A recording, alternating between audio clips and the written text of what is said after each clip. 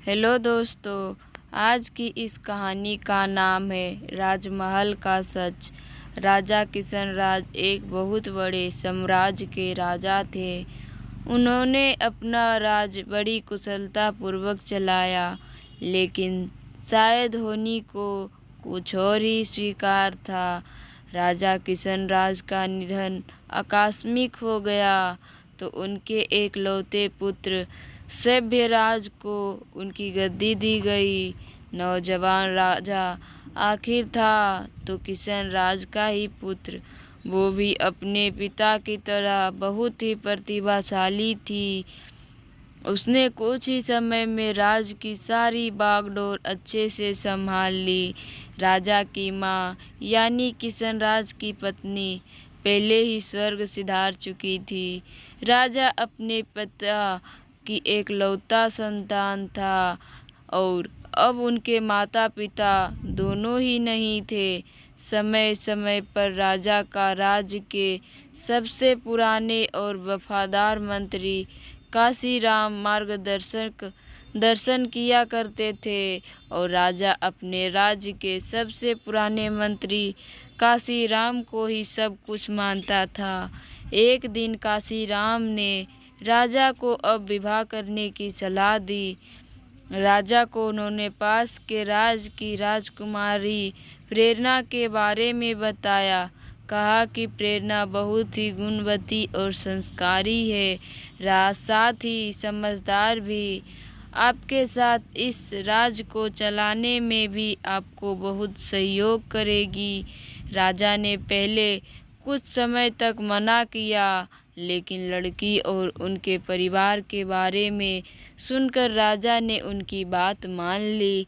राजा, राजकुमारी और उनके परिवार वाले पहले ही राजा से बहुत प्रभावित थे, इसलिए वो शादी के लिए तैयार थे। आखिरी ऐसे राजा से शादी कौन नहीं करना चाहेगा। बड़ी धूमधाम के साथ राजा की शादी हो गई। शादी के बाद प्रेरणा इस राज्य में आ गई। राजा प्रेरणा की सुंदरता के साथ उनकी समझदारी का भी बहुत बड़ा प्रशंसक बन गया।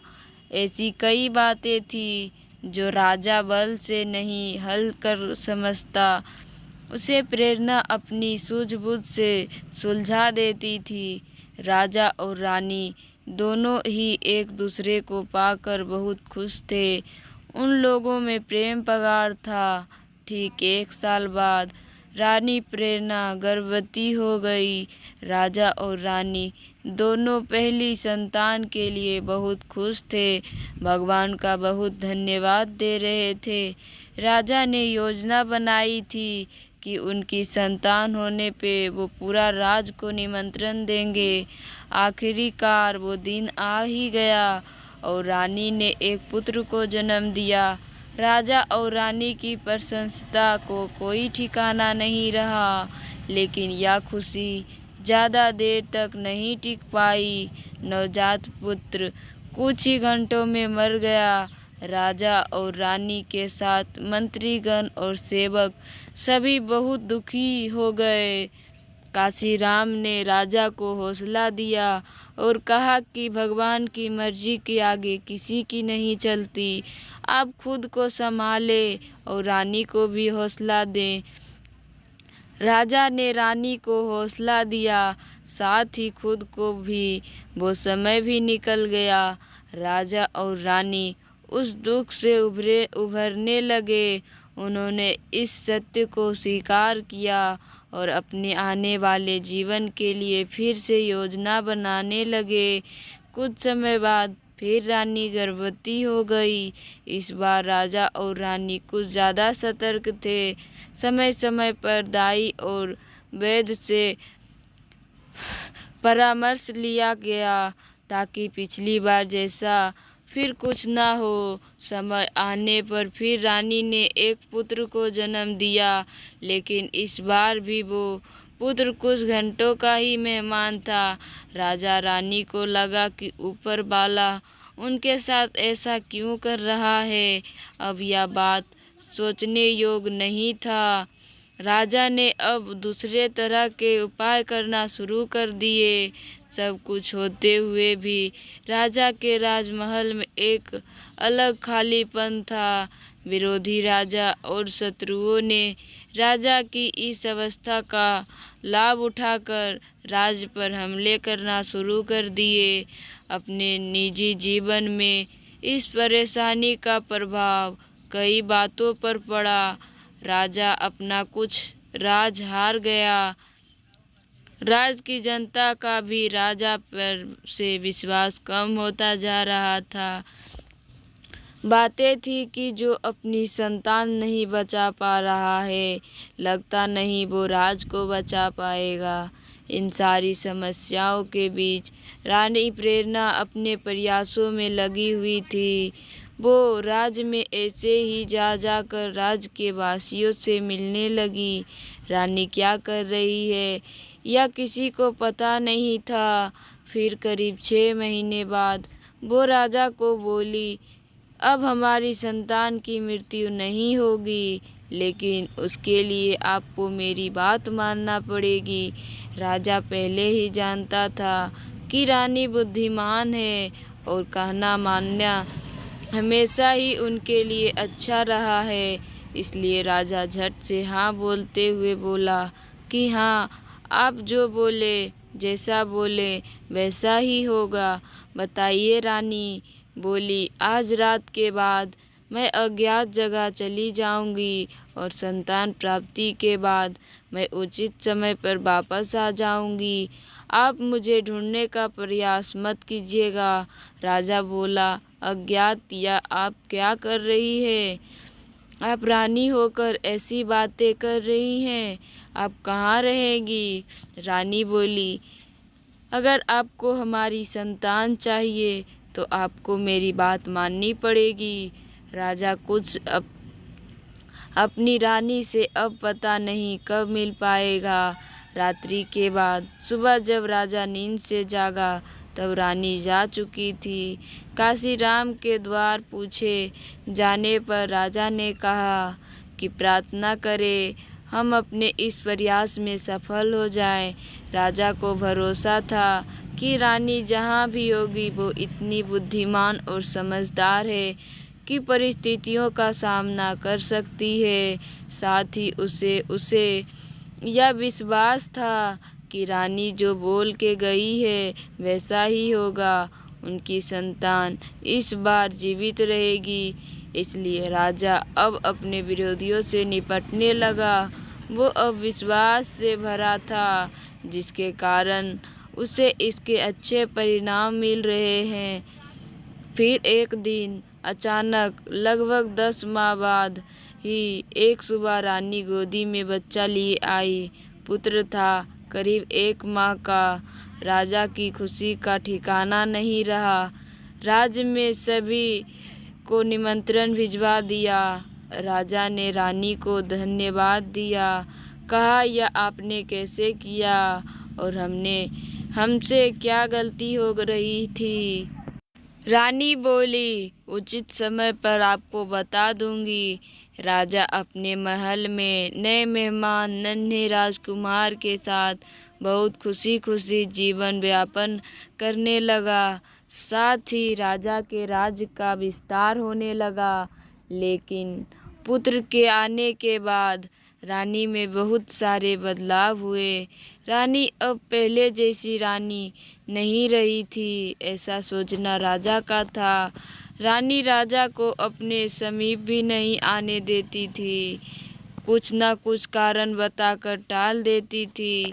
राजा के द्वारा पूछे जाने पर रानी कहती कि आपने कहा था जो मैं कहूँगी आप मानेंगे।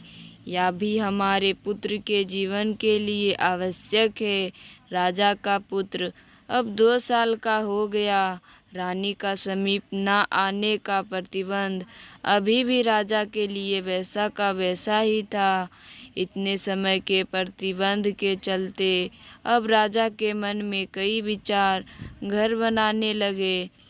फिर एक दिन राजा को इस विचार में पकड़ लिया कि शायद यह पुत्र उसका नहीं है, कमी शायद उसी में थी। रानी को पूछा कि आपने कहा था कि यह बच्चा कैसे जीवित रहा, आप बताएगी? रानी फिर बोली, महाराज उचित समय आने दीजिए। राजा क्रोध में आ गया, बोला, मैं कई दिनों से आपका व्यवहार को देख रहा हूँ। आप कुछ बहुत ही बड़ा बात छिपा रही है। यह बच्चा किसका है? आप हमें सच बता दीजिए, हम आपको क्षमा कर देंगे। रानी को राजा के इस तरह के बर्ताव से अचरज हुआ। उन्होंने बोला, यह बच्चा हमारा है, आप कैसी बातें कर रहे हैं? राजा बोला कि अगर आपने झूठ बोला या हमसे कुछ छुपाया जो हमें कहीं और से पता चला तो आपको और बच्चे को दोनों को दंड मिलेगा। रानी यह सुनकर क्रोध में आ गई और बोला, राजा आप किस तरह की बात कर रहे हैं? बात अगर अपनी मेरी होती तो मैं चुप रहती, लेकिन आपने मेरे बच्चे के लिए बोला है और मैं यह सब सहन नहीं कर सकती। सच सुनने की हिम्मत है तो सुने। तब रानी ने एक ऐसे सच से राजा को अवगत कराया जो वो नहीं जानता था। रानी ने कहा कि मैंने इस पूरे राज्य में करीब 6 माह तक भ्रमण किया और जगह जगह जाकर पुराने लोगों की बातें सुनी। आपके राज्य की सीमा पर जंगल में एक समूह रहता है। उनके कुछ कुल देवता में उनकी अटूट आस्था है और उनमें शक्ति भी है। साथ ही समूह का एक प्रधान है जो पूरे समूह का ध्यान रखता है। उनकी वाणी मतलब उनके देवता की वाणी। जब आप 1 वर्ष के थे तब आपके पिताजी और माता के साथ एक दिन यात्रा पे गए। बग्घी से यात्रा करते समय उस समूह की एक महिला जो गर्भवती थी बग्घी से टकराकर मृत्यु को प्राप्त हो गई, जिसके परिणाम स्वरूप उन्हें प्रधान ने श्राप दिया कि आप अब से उनका वंश आगे नहीं बढ़ेगा। इसी वजह से आप भी अपने पिता के एक अकेली संतान हैं और इसी कारण हमारी संतान नहीं बच पा रही थी। आपने यहाँ से जाने के बाद मैं वहाँ उन लोगों के साथ रही। शुरू में उन लोगों को मुझ पर क्रोध था। मैंने देवता से प्रार्थना याचना की, लेकिन एक बार तीर कमान से निकल गया तो मैं वापस नहीं आता। हमारी संतान फिर पैदा होते ही चली गई। फिर राजा पूछता है, तो यह बच्चा किसका है? मेरे समय के साथ ही वहाँ एक और स्त्री भी गर्भवती थी, उनकी संतान भी उसी समय हुई। हमारी संतान के फिर चले जाने में उनके देवता के आगे संतान को लेकर जोर जोर से रोने लगी। तभी वो सारे समूहवासी इस बच्चे मुझे देने आ गए और मेरे आगे घुटने टेक कर मुझे समर्पित कर दिया। उनकी आँखों में मेरे लिए प्यार था, दया थी और हाथ में मेरा बच्चा था। बस मुझे लगा कि अब हमें क्षमा मिल गई। नवजात को मैं कुछ दिन वहाँ रहने के बाद ले आई। आप अपना बच्चा ना होने से कितने दुखी थे। उन लोगों की दया और महानता देखे एक राजा को उन्होंने अपना बच्चा दे दिया, वो भी उस राजा को पुत्र को जिसने उन्हें चोट पहुँचाई थी। मुझे लगा कि इस बच्चे को जीवन भर अपार स्नेह, कुछ बोलने लायक नहीं रहा। खुद को कोसने लगा, बोला, मैं तो आपके क्षमा के लायक भी नहीं हूँ। अपने परिवार की इस श्राप का पता मुझे नहीं लगा और आपने इतनी तपस्या की, मैंने आपसे विवाह करके आपके साथ अच्छा नहीं किया। मुझे क्षमा करें। रानी ने कहा कि शायद मेरे द्वारा ही इसका पता लगाया जा सकता था। भगवान मुझे आपके पास ले आए। फिर राजा भी रानी के साथ वहाँ उन सभी से भेंट करने और क्षमा मांगने गया और उनकी दया को स्वीकार करते हुए उस बच्चे को बहुत स्नेह करने लगा। धन्यवाद दोस्तों। अगर मेरी कहानी पसंद आए तो मेरे चैनल को सब्सक्राइब कीजिए और मेरे वीडियो को ज़्यादा से ज़्यादा शेयर कीजिए।